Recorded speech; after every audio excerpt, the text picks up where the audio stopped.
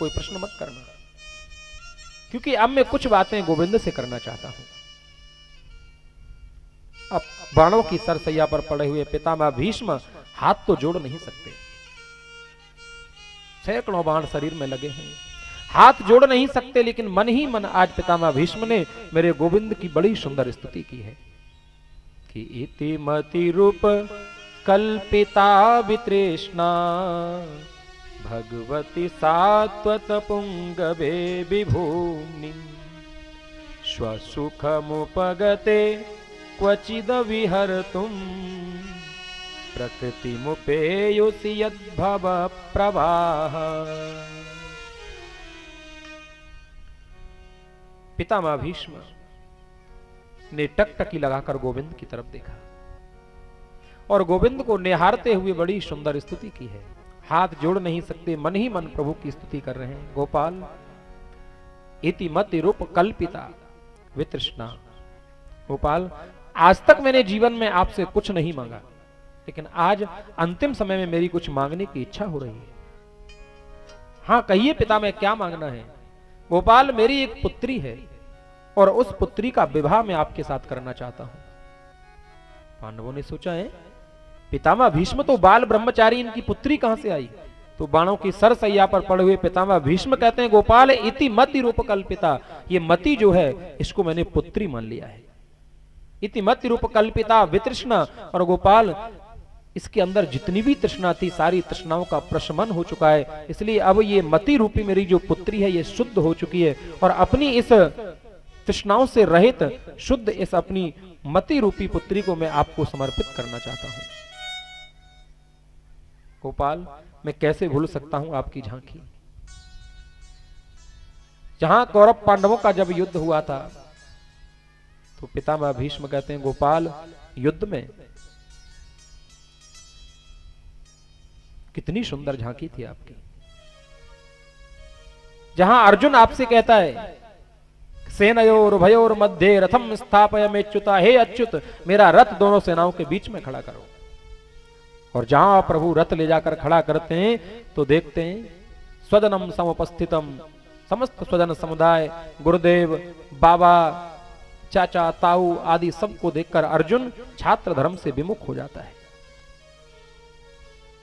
अर्जुन कहता है प्रभु गांडीवम संसते हस्ता त्वक्चैव परदह्यते, मेरा गांडीव गिर रहा है, मेरा शरीर में रोमांच हो रहा है, प्रभु अब मैं युद्ध नहीं करूंगा।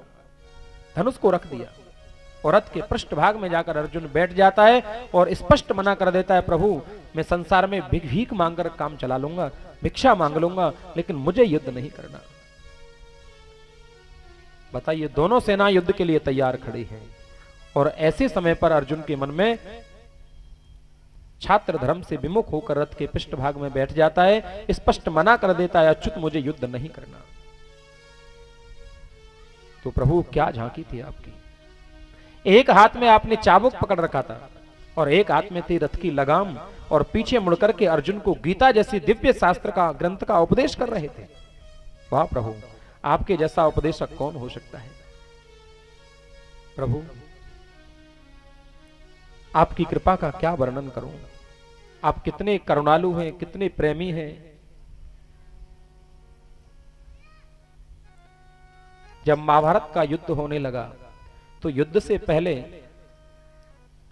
मेरे गोविंद के पास सहायता के लिए गया था दुर्योधन और इधर से अर्जुन भी गया, दोनों गए, लेकिन अर्जुन तो प्रभु के चरणों में जाकर खड़ा हो गया। अब मेरे प्रभु तो हैं ही, कन्हैया नाटक करने में सबसे आगे। जहां दोनों गए सहायता मांगने तो कन्हैया ने उठाई चद्दर और ओढ़ के सो गए। अब जहां ओढ़ के सो गए दुर्योधन ने सोचा है मैं इस कन्हैया के चरणों में थोड़ी खड़ा होऊंगा, तो दुर्योधन कन्हैया के सिर की तरफ खड़ा हो गया। अर्जुन गया, अर्जुन तो जानता था प्रभु के चरणों में खड़ा हो गया। अब कन्हैया ने नाटक करना शुरू किया। धीरे धीरे जैसी चादर उठाई, खड़े हुए, अर्जुन दिखाई पड़ा। हाँ अर्जुन बताओ। बोले प्रभु आया था सहायता के लिए। दुर्योधन बोला प्रभु गोविंद पहले तो मैं आया हूं। बोले भाई मुझे तो पहले अर्जुन दिखाई पड़ा है, आप तो मुझे दिखाई नहीं पड़े। अब जो भी हो भाई, देखो मेरा ये मत है कि कि एक तरफ तो रहेगी मेरी नारायणी सेना और एक तरफ रहूंगा मैं, और मेरी भी ये प्रतिज्ञा रहेगी कि युद्ध में अस्त्र शस्त्र ग्रहण नहीं करूंगा। भाई पहले तो अर्जुन को मांगना चाहिए, क्योंकि अर्जुन मुझे सबसे पहले दिखाई दिया है। अर्जुन ने कहा प्रभु हमें तो आप ही चाहिए। दुर्योधन ने सोचा बन गया काम, ये कृष्ण का क्या करेगा। अरे भाई ये कृष्ण को नहीं मांगता तो काम खराब हो जाता, क्योंकि ये कृष्ण भी प्रतिज्ञा कर रहा है कि युद्ध में अस्त्र शस्त्र ग्रहण नहीं करूंगा। कहा प्रभु अब आप तो उसने मांग ही लिए, अब मुझे फिर नारायणी सेना ही दे दो। क्योंकि दुर्योधन चतुर था, जानता था कि जब युद्ध में अस्त्र शस्त्र उठाएंगे नहीं तो इनका का भोजन थोड़ी कराऊंगा इनको। भाई युद्ध में तो मुझे युद्ध करना है, नारायणी सेना चाहिए। तो प्रभु अब अर्जुन ने मांग ही लिया है आपको, तो मुझे तो आपकी फिर अपनी सेना ही दे दो। दोनों ने मांगा। लेकिन कौरवों के जो सेनापति हैं पितामह भीष्म, भीष्म ने भी कठोर प्रतिज्ञा की है कि आज जो हरि ही न शस्त्र गहाऊं, तोला जो गंगा जननी को, और मैं शांतनु श्रुत न कहूं। बोले मैं भी गंगा पुत्र भीष्म नहीं, शांतनु पुत्र भीष्म नहीं कहलाऊंगा जो मैंने कृष्ण के हाथ में ही शस्त्र नहीं उठवाया।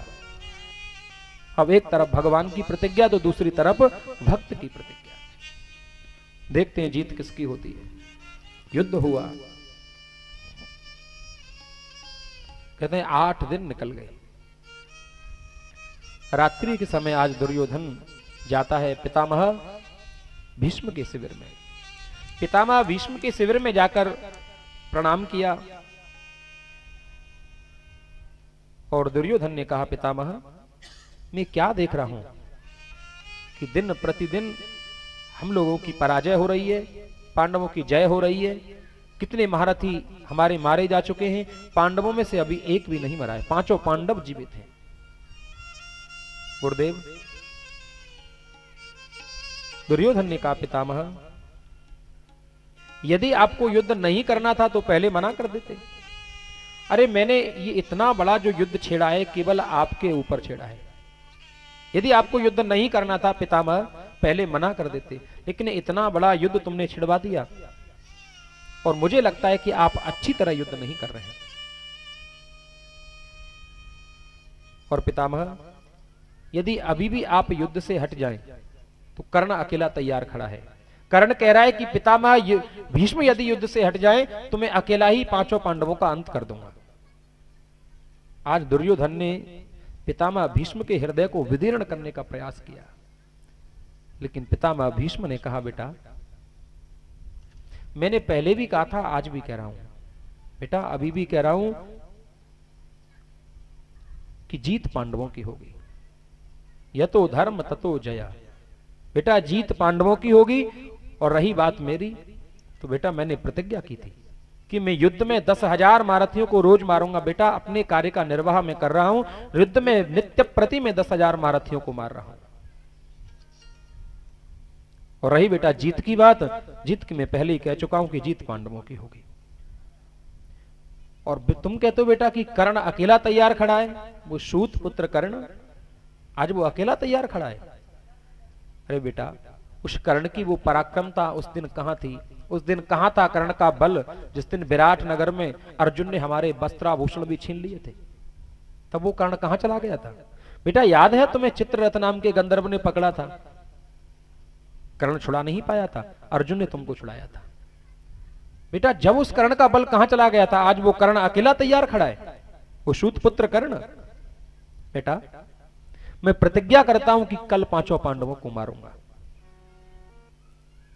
और तुम्हें विश्वास नहीं होता तो पितामह भीष्म ने दुर्योधन के सामने तर्कस में से 5 बाण निकाले। बेटा इन 5 बाणों से कल पांडवों का अंत कर दूंगा।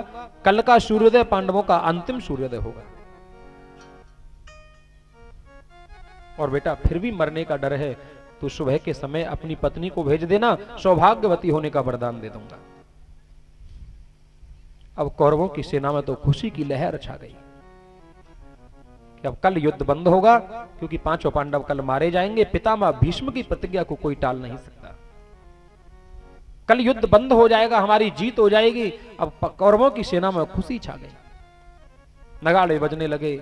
लेकिन जहां पांडव जो हैं, पांडव अपने शिविर में बैठे हैं। कन्हैया ने कहा आपको कुछ पता है? बोले प्रभु हमें क्या पता करना है, जब हमने अपने जीवन की बागडोर आपके चरणों में सौंप चुके हैं तो हमको क्या करना दुनिया से। बोले सुनो, पितामह भीष्म ने 5 बाण निकाल के रखे हैं और उन 5 बाणों से तुम 5 का कल वो अंत करेंगे। कल का सूर्योदय तुम्हारा अंतिम सूर्योदय होगा। ये पितामह भीष्म ने प्रतिज्ञा की है। और देखो, पितामह भीष्म की प्रतिज्ञा को तो मैं भी नहीं टाल सकता, क्योंकि वो तो प्रतिज्ञा के इतने अटल हैं, क्योंकि उनकी प्रतिज्ञा को मैं टाल नहीं सकता। जहां इतना कहा कि पास में खड़ी थी द्रौपदी। द्रौपदी सुनते ही मूर्छित होकर गिर पड़ी। मेरे गोविंद ने उठाया द्रौपदी। द्रौपदी ने कहा माधव, क्या ये सत्य है कि 5 पति कल मारे जाएंगे? बोले हाँ देवी। तो गोपाल माधव ये सत्य है तो फिर मेरे इन केसों का क्या होगा? जो आपने प्रतिज्ञा की थी कि द्रौपदी तेरे केसों को मैं बंधवाऊंगा, उस दिन से वो माधव मेरे केस खुले हुए, इन केसों का क्या होगा? मेरे गोविंद ने कहा द्रौपदी अब मैं कुछ अब और मनु सतरूपा स्वयं मनु सतरूपा इनते भई नर सृष्टि अनुपा इनते भई नर सृष्टि अनुपा। स्वयंभव मनु महाराज और महारानी सतरूपा के द्वारा ही सबसे पहले नर और मादा के द्वारा सृष्टि कार्य आरंभ हुआ। पर स्वयंभव मनु महाराज ने ब्रह्मा जी से कहा भगवान हम सृष्टि तो करेंगे, पर जो सृष्टि करेंगे वो रहेंगे कहां? क्योंकि पृथ्वी तो है नहीं, पृथ्वी रसातल में चली गई है और रहने के लिए जमीन है नहीं। अब जमीन नहीं है तो लोग रहेंगे कहां? भाई उस समय कुछ लोग जो थे वो तो आकाश में विचरण करते थे, जल के ऊपर। अब पृथ्वी नहीं है तो हम सृष्टि करें तो वो सृष्टि रहेगी कहां? इसके लिए स्थान की तो आवश्यकता है, स्थान तो होना चाहिए। ब्रह्मा जी भी सोच में पड़ गए, बात तो बिल्कुल ठीक है, भाई पृथ्वी तो है नहीं। तो ब्रह्मा जी प्रभु का ध्यान कर रहे थे और जैसे ध्यान कर रहे थे, ध्यान करते करते ब्रह्मा जी को छींक आ गई। और जैसे छींक आई तो ब्रह्मा जी की नासिका से एक छोटा सा सूकर का बालक निकल पड़ा और देखते देखते विशाल रूप ले लिया। बोले 12 भगवान की जय। बड़ा विशाल रूप लेकर और अगाध प्रलयंकालीन समुद्र के उस जल में प्रवेश कर जा रहे थे नीचे।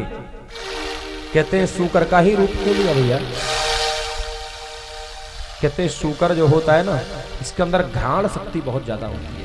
घ्राण यानी सूंघने की शक्ति, ये पता लगा लेता है कि कहां क्या वस्तु है। इसके अंदर घ्राण शक्ति होती है।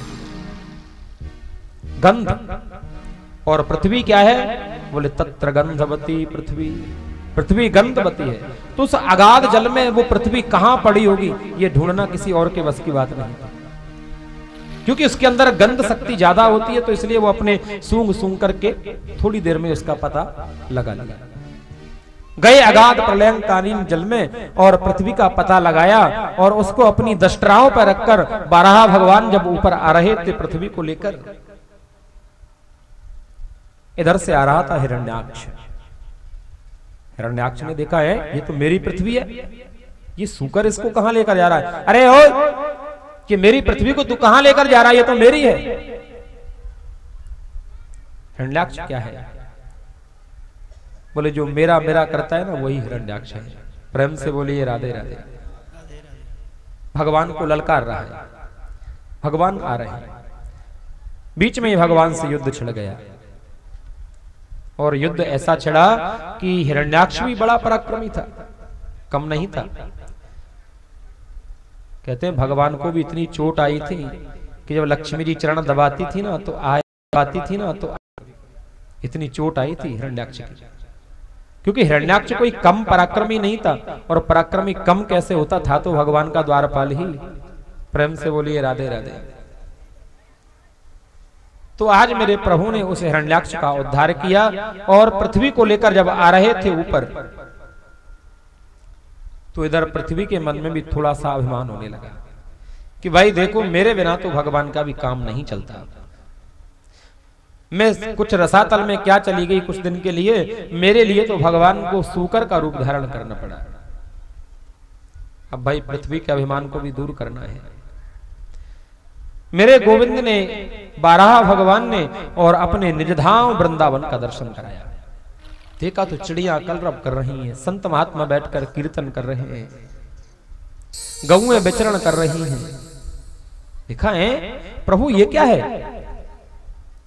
बोले देवी आपको नहीं पता, ये मेरा निजधाम वृंदावन है। बोले वृंदावन, लेकिन ये सब कुछ तो मेरे ही ऊपर है और मैं आपकी दाढ़ों पे रखी हुई हूं ऊपर, तो ये वृंदावन अलग से कहां से आ गया? बोले देवी ये वृंदावन तुमसे भी अलग है। सारे संसार का प्रलय होता है पर वृंदावन का कभी प्रलय नहीं होता। वृंदावन के वृक्ष को मरमना जाने को,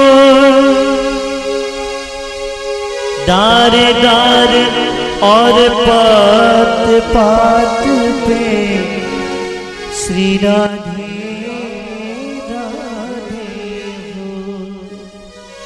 श्री राधे मेरा मन पंछी में चाहूं, उड़ वृंदावन जाऊं। मेरा मन पंछी में चाहूं, उड़ वृंदावन जाऊं। वृंदावन की कुंज गली में राधे राधे गाऊं। वृंदावन की कुंज गली में राधे राधे गाऊं।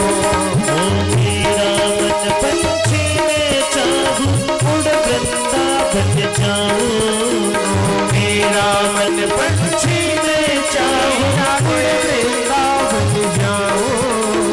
वृंदावन की पावन गलियों में राधे राधे गाऊं। वृंदावन की कुंज गलियों में राधे राधे गाऊं। राधे राधे श्याम श्यामा, राधे राधे श्याम श्यामा।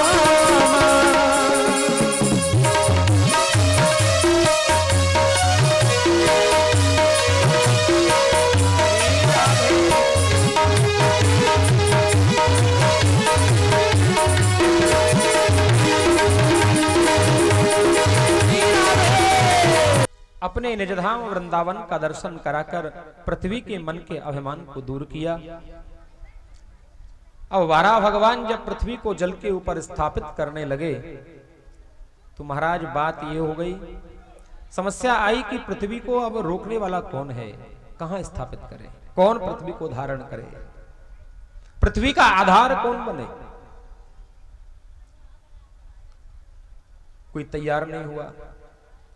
अंत में जाकर शेषनाग जी तैयार हुए। बोले प्रभु आपकी आज्ञा तो हम टाल ही नहीं सकते, आप आज्ञा करें और हम मना कर दें ऐसा तो हो ही नहीं सकता, पर प्रभु एक शर्त जरूर रखेंगे। धारण तो हम कर लेंगे पर हमारी शर्त ये होगी कि हम कब तक धारण करें, हमें कोई सीमा बता दो, निश्चित अवधि, तब तक हम धारण कर लेंगे। तो भगवान ने अवधि भी ऐसी बता दी। बोले शेषनाग तुम अपने 1000 फनों से मेरे नामों का उच्चारण करना और जब मेरे नाम समाप्त हो जाएं उसी दिन तक धारण करनी है। कहते तब से अब तक भगवान के नामों का कोई अंत नहीं हुआ और शेषनाग जी पृथ्वी को धारण किए हुए हैं। बोले पृथ्वी माता की जय, शेषनाग भगवान की जय। जय जय श्री राधे श्याम।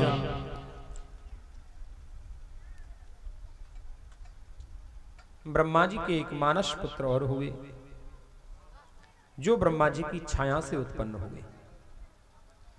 ब्रह्मा जी की छाया से एक पुत्र उत्पन्न हुआ जिसका नाम है करदम। बड़े ब्रह्मनिष्ठ योगी, तप किया था इन्होंने, लेकिन मन में यह कामना आ गई कि हमको भी विवाह करना है। कहते हैं मन की गति बड़ी चंचल है, विश्वामित्र जी ने 60,000 वर्षों तक तप किया और मेनका नाम की अप्सरा ने आकर सब कुछ बिगाड़ दिया। मन किसी के बस में नहीं है, मन की गति बड़ी विचित्र है। 10,000 वर्षों तक महात्मा करदम जैसे ब्रह्मनिष्ठ योगी ने तप किया कि हमारा विवाह हो जाए। इधर स्वयंभव मनु महाराज ने सृष्टि कार्य आरंभ किया, पृथ्वी की स्थापना हो गई। तो सबसे पहले आकुति, देवहूति, प्रसूति और प्रियव्रत और उत्तानपाद 5 संतानें हुई, 3 कन्या और 2 पुत्र। तो स्वयंभव मनु महाराज की जो बीच की कन्या है देवहूति का विवाह महात्मा करदम के साथ हो गया। प्रभु प्रेरणा से देवहूति का विवाह महात्मा करदम के साथ हुआ। अरुंधति, अनुसुईया जैसी 9 गुणवती कन्याओं का जन्म हुआ और 10वीं संतान के रूप में स्वयं देवहूति और महात्मा करदम के यहाँ कपिल भगवान का प्राकट्य हुआ। बोलिए कपिल भगवान की जय। जो सांख्य शास्त्र के प्रवर्तक हैं महात्मा कपिल ने मां देवहूति को सांख्य शास्त्र का उपदेश किया। इधर महात्मा करदम ने जब देखा मेरा पुत्र हो गया, और पुत्र भी ऐसा वैसा नहीं, स्वयं भगवान पुत्र बनकर आए हैं, अब जीवन की कोई कामना नहीं, उन्होंने 9 कन्याओं का विवाह किया और भगवान कपिल के दर्शन किए और वन में चले गए। इधर भगवान कपिल ने मां देवहूति को सांख्य शास्त्र का उपदेश किया है। सांख्य शास्त्र का ज्यादा विस्तृत तो नहीं करेंगे, उसमें ध्यान योग का बड़ा सुंदर वर्णन किया है। ध्यान योग बताया है कि मां देखिए, वैसे भी जप योग से भी ध्यान योग ज्यादा प्रबल है। ध्यान दें भाई, जप करते हैं तो जप करने में तो मन इधर उधर निकल जाता है, पर ध्यान करने में बोले ध्यान तो तभी होगा जब मन करेगा। प्रेम से बोलिए राधे राधे। तो ध्यान योग बताया कि नेत्र बंद करके बैठ जाओ, पूरक कुंभक रेचक प्राणायाम करो। प्राणायाम करके अपना जो हृदय है उसको ऐसा मानो कि ये कमल है, और ये कमल कैसा है, बोले इसकी डंडी तो ऊपर है और कमल नीचे है, उल्टा लटका हुआ है। अब ऐसा ध्यान करो कि ये कमल सीधा हो रहा है, और सीधा होकर फिर ध्यान करो कि ये कमल खिल करो कि ये कमल के और उस कमल के प्रभु के स्वरूप का ध्यान करो। ऐसा भगवान ने ध्यान योग बताया। और देखिए, वास्तव में ध्यान योग करने से मन की स्थिरता आती है। आप रोज बैठ जाओ और बैठकर एक तरफ से वृंदावन का चिंतन शुरू कर दो, निधिवन जाओ, फिर इस्कॉन टेम्पल जाओ, और फिर प्रेम मंदिर जाओ, फिर वैष्णो देवी जाओ, और कहीं नहीं जाना तो फिर सीधे निधिवन में चले जाओ और वहीं पे आसन लगाओ। आंखें यहां बंद करो और पहुंच जाओ सीधे निधिवन में, और फिर निधिवन में आनंद लो किशोरी राधा रानी और ब्रज गोपियों के महाराज का। यह ध्यान योग में बहुत आनंद मिलता है। तो ध्यान योग का वर्णन किया। और देखिए, एक विशेष बात भगवान कपिल ने मां देवहूति को यह बताई कि मां भक्ति करो, पर भक्ति साधारण मत करना। भक्ति करो तो तीव्रेण भक्ति योगेन मनो मय्य अर्पितम स्थिरम। मां तीव्र भक्ति के द्वारा मन को मुझ में स्थापित कर दो। और एक बार नहीं, कई बार ये कहा कि तीव्रेण भक्ति योगेन मनो मय्य अर्पितम स्थिरम, और भक्ति योगेन तीव्रेण विरक्त्या च नयेद वशम, और तीव्रेण आत्म समाधिना। कई श्लोकों में ऐसा शब्द भगवान ने लाए कि मां भक्ति तो करो पर तीव्र करो। तीव्र भक्ति का स्वरूप क्या है? तीव्र भक्ति का स्वरूप है छटपटाहट, अकुलाहट, छटपटाना। ऐसा लगे कि वास्तव में कुछ खो गया है, उसको ढूंढ रहे हैं। कुछ मन में ऐसा लगे, छटपटाहट हो, अकलाहट हो, तीव्रता आए, जैसे किसी का